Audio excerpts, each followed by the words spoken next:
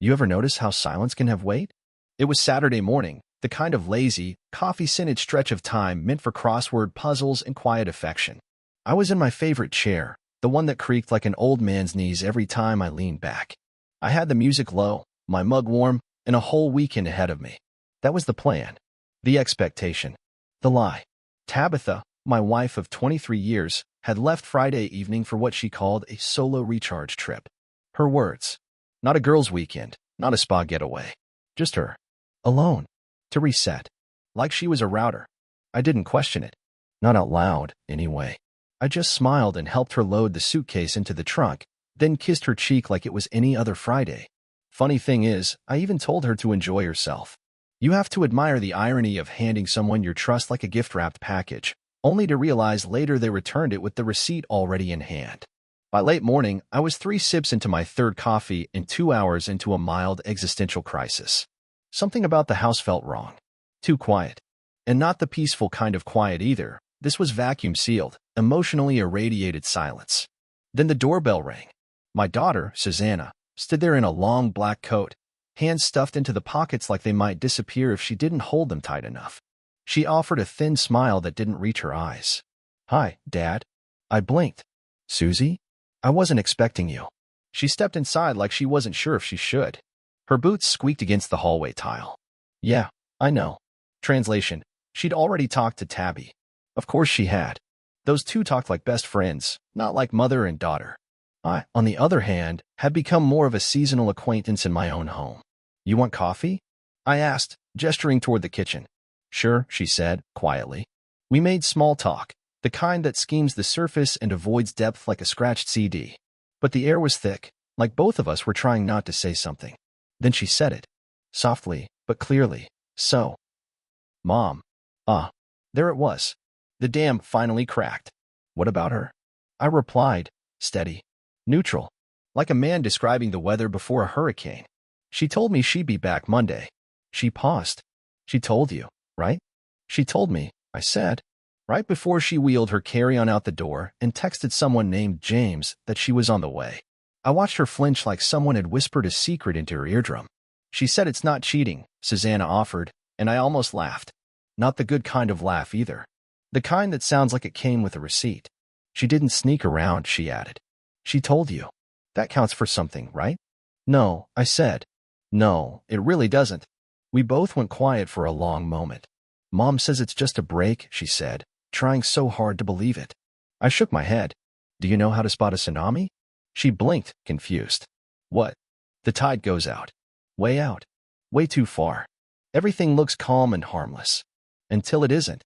That was when she stopped trying to fix the moment and just looked at me like I was a stranger who'd wandered into her memory. "She'll be back," Susanna whispered. "Things will go back to the way they were." "No," I said. "They won't. Because now I know who she really is." Monday came. But she didn't. No suitcase wheels rolling across the driveway. No keys jangling at the door. No, "Hey, babe," tossed into the hallway like a casual grenade. Instead, at 10:17 a.m., I got a text. "Staying a couple more days. Don't wait up." No punctuation. No apology. Just data. I stared at it so long the screen dimmed. It didn't hurt, not like you'd think. It just felt administrative. Like getting fired by email. You don't cry. You click delete. That night, I grilled steaks for one. Medium rare, her favorite. Not for sentiment. Just habit. Halfway through chewing, I realized I wasn't even hungry. I fed the rest to the neighbor's dog through the fence. And then, Tuesday hit. Tuesday was when the wind shifted. I was in the attic, digging for old tax records. Don't ask. Long story, when I knocked over a box labeled Christmas, Tabby's stuff. It spilled like a guilty conscience. At the bottom, a stack of Polaroids I didn't recognize. Beaches we never visited. Dinners we never had. And her, mid-laugh in every shot, tangled in someone else's arms. Same guy. Tall. Tan. Too many teeth. One of those smiles that seems to say, "I win." I flipped the last one over. In her handwriting, it read, "James says I sparkle when I'm away." Sparkle. That was the word. Like she was some rare gem that needed distance to shine. I put the photos back in the box. Not to protect her, but to contain the radiation. And that's when I realized something strange. I wasn't sad. I wasn't angry. I wasn't even surprised. No. I felt something far more dangerous than that. I felt awake. All those years I spent trying to smooth over the cracks? The last-minute flowers. The long talks I carried like monologues. The birthdays she said didn't matter. The anniversary she forgot, but I pretended to forget too. It all came rushing back. Not like memories, like evidence. It wasn't just an affair. It was a slow retreat. Death by 1,000 sighs. And I'd stood still, calling it patience. But Tuesday, something in me shifted. The man she left behind, the one who folded her sweaters and clipped her rosemary and called her tabs when she was tired, that man died somewhere between Polaroid number 5 and 6. And what replaced him? Well, let's just say he wasn't in the mood to forgive. Wednesday morning, I made the bed. Not because I'm neat, because I needed to see what the world looked like when everything was in its place. Except one thing. Her. Tabby hadn't called. Not once. Not to check in. Not to pretend she cared. The silence was her way of keeping control, of making me chase her. But here's the thing about silence. Once you stop fearing it, it becomes your co-pilot. I walked into the kitchen. Same hum of the fridge. Same 4 magnets on the door. Same drawer that always stuck halfway when you pulled it too hard. That drawer. You know the one. The knife drawer. Now, don't worry. I didn't turn into some unhinged headline. No violence. No soap opera antics. What I did do was reach in, pull out the paring knife, the one with the chipped handle she always said we needed to replace but never did, and I started cutting. Not onions. Not lemons. Photos. The framed ones. Wedding day. Christmas in Vermont. Her graduation. Us, standing awkwardly beside that awful rental car in Italy that broke down twice but gave us the best story at dinner parties. I sliced them like receipts from a life I no longer owed. There's a specific sound photos make when you cut through them. It's not sharp. It's almost polite. Like they're thanking you for finally letting them go. When I was done, I didn't throw them away. I placed the pieces in a Ziploc bag, sealed it, and dropped it into her side of the closet. Right between her favorite scarf and that girl boss tote she used to carry to book club. Not out of malice. Out of message. That afternoon, I cleaned the garage. Not to clear my head, but to build something. I needed a project. A place to store what was coming next. By 4 p.m., I had repainted a shelf, rewired a light, and made 3 donation piles. At 6 p.m., I got an email from her. Hey, everything okay? I'll be home Friday. We should talk. Just that. Like she was RSVPing to a brunch. I didn't respond. I opened a private browser tab, searched her name, and then, on a whim, searched his. James. Mr. Too Many Teeth. I found him in 6 clicks. Marketing consultant. Divorced twice. Public Instagram. And there they were together. A blurry pic from a vineyard. 2 wine glasses. Her head on his shoulder. Caption. The best things in life are unexpected. And just like that, something locked into place inside me.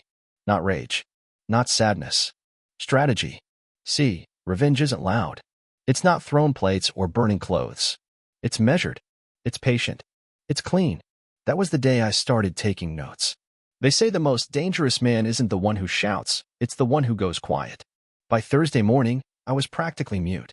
I woke up early. Earlier than usual. Watched the ceiling fan spin as the sun crept through the blinds like it was sneaking into a crime scene. My crime scene. A marriage gutted by slow neglect and sharp betrayal. I didn't touch my phone. Didn't check for another chipper, we should talk, from Tabby. I already knew what kind of talk she wanted. The kind where she gets to cry, I get to absorb it, and somehow, I end up apologizing for not being exciting enough to keep her attention. Not this time. Instead, I made coffee. Not the fancy kind she liked, the French press setup with locally roasted beans and cinnamon foam. Just a plain drip, black. The kind of coffee that wakes you up with a slap, not a song. And I started vanishing. I didn't shave. I didn't shower. I didn't play music or turn on the TV. I packed 3 boxes from my office. One labeled necessary, one sentimental, and one never again. The 3rd box filled faster than the others. Next was the bank. I didn't withdraw everything, that would be obvious. No, I made adjustments. Quiet ones. New password. New PIN. Canceled the joint credit card and replaced it with a new personal one. I rerouted my paycheck into a private account I'd opened last week, under a different mailing address. Tabby used to say I was predictable. That's why she felt stuck. Well, surprise, darling. Turns out the boring man folds a mean exit strategy. That afternoon, I went to the DMV and updated my mailing address. Then to a hardware store 2 towns over. Bought a lockbox, a prepaid phone, and 2 rolls of duct tape. The guy behind the counter looked at me like I was starting a bunker. I smiled like I was starting a life. You don't build a getaway in a day, but you can sure as hell start digging the tunnel. By the time I got home, the sky was turning orange and the air smelled like ozone. That weird, charged feeling before a storm. I sat on the porch, same spot I used to sit with her on warm nights, drinking cheap wine and pretending we were still best friends. Back when her laugh wasn't reserved for other men. I didn't drink that night. I needed clarity. Instead, I opened the lockbox and slid in the USB drive I'd been compiling. Copies of emails, screenshots, bank statements, hotel bookings under her name. One particular thread where James had messaged her. Booked the cabin again. Same room. Don't worry, no one will know. Cute. I even included a copy of the prenup she forgot we signed. The one that says adultery nullifies any claim on joint assets. Yeah, that little clause she thought was just legal fluff? Turns out, boring old Elbert reads the fine print. She was due back Friday afternoon. Her flight landed at 2:15. If I knew Tabitha, and unfortunately, I knew her far too well, she'd come home around 4. Just in time to act surprised that I'd noticed her absence, like a magician returning from behind the curtain with a rabbit and no remorse. But by the time she walked through that door, I wouldn't be there. Not emotionally. Not spiritually. And maybe, just maybe, not physically either. But I wasn't quite done yet. That night, I wrote her a letter. Not a love letter. Not a rage-fueled rant. Just documentation. Like a lab report from a failed experiment. Dear Tabby, you said you needed space. I gave it to you. You said you needed truth. I listened for it. You said you weren't cheating. But I saw the hotel booking. The kiss outside the Marriott. The wine glasses. The confetti in your hair from an engagement party I wasn't invited to, even though I'm still legally your husband. You forgot I noticed things. You forgot I listen. And you forgot that a man who folds his socks also files his paperwork. Don't worry, I'm not going to shout. I won't make a scene. You've always hated scenes. But I will make something else, a decision. You're free now. Truly. No arguments. No begging. Just the clean severance you clearly wanted but couldn't say out loud. I'll be gone before you read this. The house is still in your name. The mortgage, too. That part's easy. The rest? Well, check the lockbox in the top dresser drawer. Password's the date you said. I do. Oh, and Tabby. I don't sparkle without you. I shine. B. I folded the letter in thirds and tucked it into the drawer. Then I stood in the living room for a while. No dramatic music. No tearful montage. Just a man watching the lights flicker across the walls of a life he no longer lived in. By midnight, the truck was packed. Essentials only. Clothes. Tools. That stupid ceramic dog from our first road trip. The one we won at the state fair and kept as a joke. I brought it along. Some jokes age better than marriages. And before I left, I took one last look in the mirror. Not to fix anything. Just to say goodbye to the version of me who waited too long to leave. I didn't go far. Not at first. The plan was never about running. It was about vanishing with intent. There's a difference. One's panic. The other's precision. I checked into a roadside in about 30 minutes outside of town. Quiet. Cheap. Tacky floral curtains that looked like they were stolen from a dentist waiting room in 1987. It was perfect. The woman at the front desk asked how long I'd be staying. Just a couple days, I said. Which was true. I wouldn't be there long. Not physically. But I needed a staging ground. A place to sit in the dark and study the battlefield before walking back onto it. The calm before the controlled demolition. Friday came. And so did Tabby. She returned home at 4:22 p.m., like clockwork. She always had a flair for punctuality when she was performing. I knew this not because I was there, I wasn't, but because I watched it unfold from a distance. See, I left a little something behind. Nothing sinister. Just a camera. A tiny one, tucked neatly into the top shelf of our bookshelf, right next to that hardcover she never touched, Meditations by Marcus Aurelius. The irony still makes me grin. And from that dusty perch, I watched her walk in. She was alone, wearing that breezy linen blouse she always saved for trips. Her hair was curled. Makeup intact. She looked composed.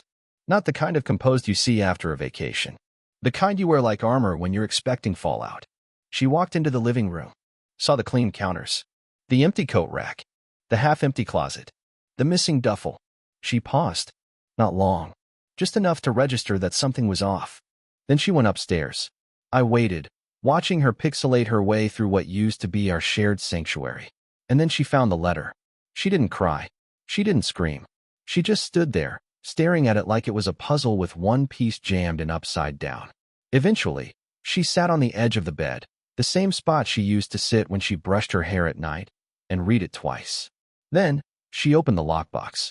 The moment she saw what was inside, emails, screenshots, bank charges, photos, her mouth dropped open just enough to reveal who she really was. Someone who never thought I'd do anything. Someone who thought I'd stay. It wasn't shame. Not yet.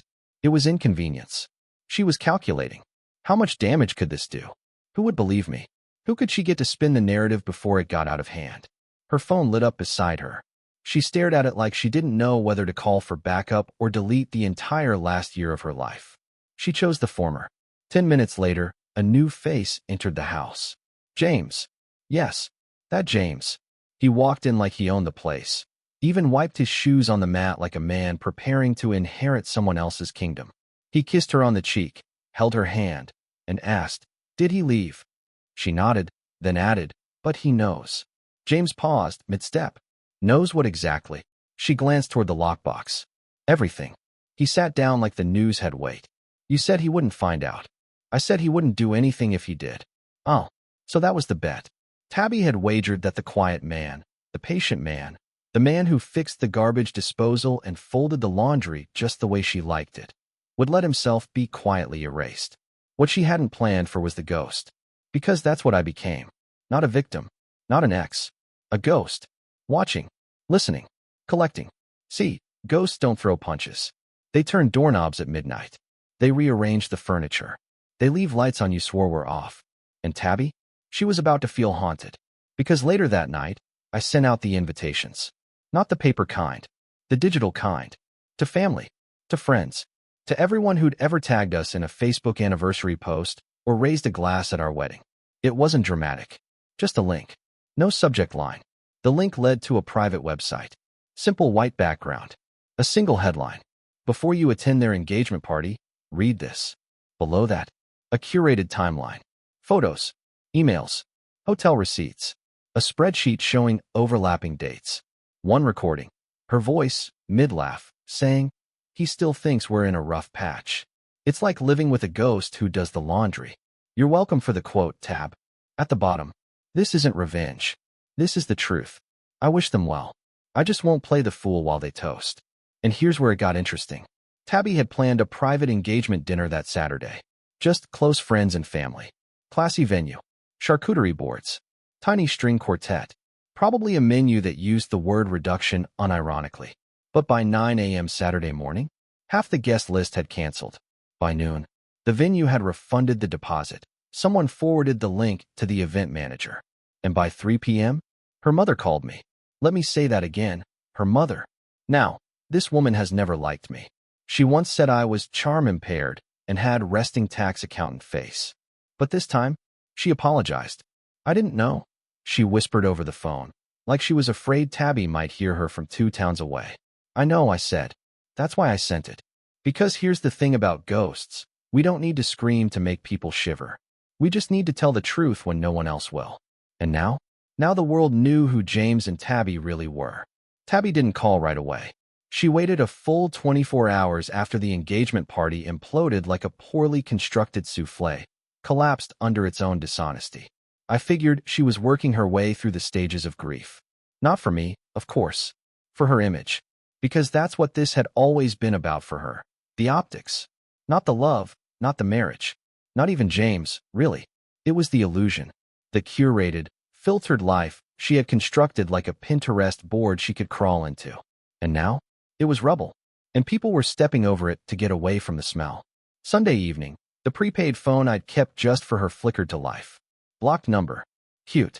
I answered. Elbert. Her voice was cautious. Not broken, calculated. Tabitha. I kept my tone flat. Clean. Like a man filling out a form he's submitted too many times to care about the fine print. I got your little website. Ah, there it was. Your little website. Shrink the damage. Undercut the impact. Not a website, I replied. Just a mirror. She scoffed. You humiliated me. I took a breath. No, Tabby. You humiliated yourself. I just took the tarp off the mess. Silence. Then, quieter. You blindsided me. That one almost made me laugh. Blindsided?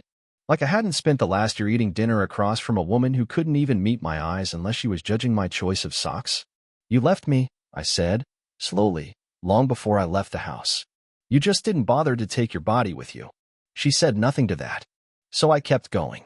You know what the worst part was? Surprised me. The way you still sat across from me every night and let me believe we were trying.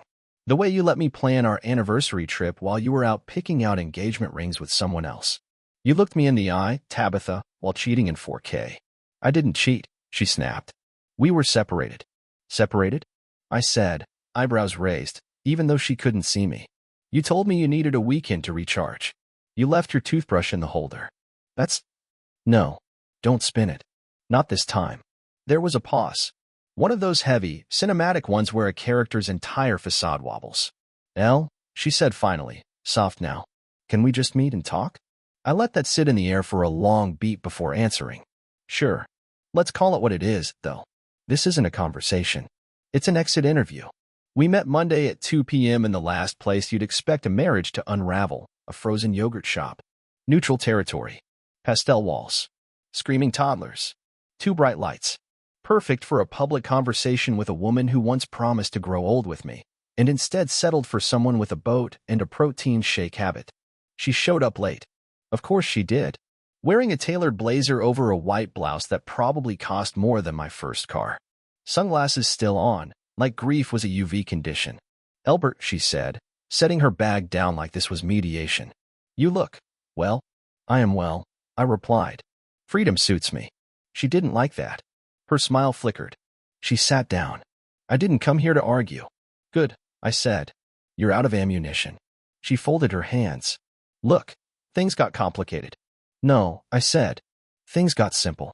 You wanted someone else. You took him. You lied to me, laughed about me behind my back, then pretended we were still figuring things out. That's not complicated. That's cowardice with a blowout and a brunch reservation. She leaned forward, her voice sharp now. You were gone, Albert. You shut down years ago. You stopped being fun, spontaneous, alive. I felt like I was married to a spreadsheet. I nodded. And you married a cocktail instead. That stung. I saw it land. I'm not saying I was perfect, I added. I was routine. I was steady. I thought that was a good thing. I showed up. I kept the lights on. I planned date nights you canceled and anniversaries you forgot. I folded your clothes and learned your coffee order down to the froth ratio. But you wanted sparks. And sparks don't build anything. They just burn. You think I'm heartless, she said, after a long pause. No, I replied. I think you're hollow. And that's worse.